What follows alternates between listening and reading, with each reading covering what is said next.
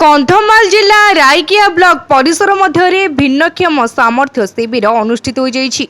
कार्यक्रम को रायकिया बीडीओ सब्यसाची साहू सन्थ भीमभोई प्रतिछवि में पुष्पमाल्य अर्पण करी कार्यक्रम शुभारंभ करथिबा बेले अतिथि भाव जिला सामाजिक सुरक्षा अधिकारिणी पी पद्मा, उपखंड सामाजिक अधिकारिणी ममिता प्रधान, अक्षय कुमार पंडा उपस्थित रहिथिले।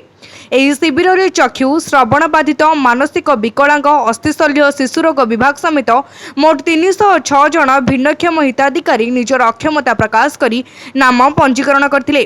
जिला मुख्य चिकित्सालय और उपखंड चिकित्सालय डाक्तर द्वारा समस्त रोगी परीक्षा निरीक्षा कर सहित से 228 जन योग्य भिन्नक्षम व्यक्ति को चिन्हट कर परवर्ती समय रे सही मानकु सर्टिफिकेट प्रदान करा जिवो, जहा फल रे सही माने सामाजिक सुरक्षा और भिन्नक्षम सशक्तिकरण विभाग पक्षरु मिलुथिबा समस्त साहाय्य सहयोग और अनुदान पाई परिबे।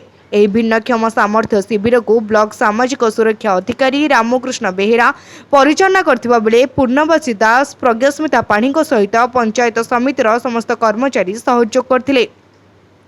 ରାଇକିଆରୁ ନୃସିଂହଚରଣ ଦାସଙ୍କ ରିପୋର୍ଟ, ତୀର୍ଥ ଲାଇଭ୍।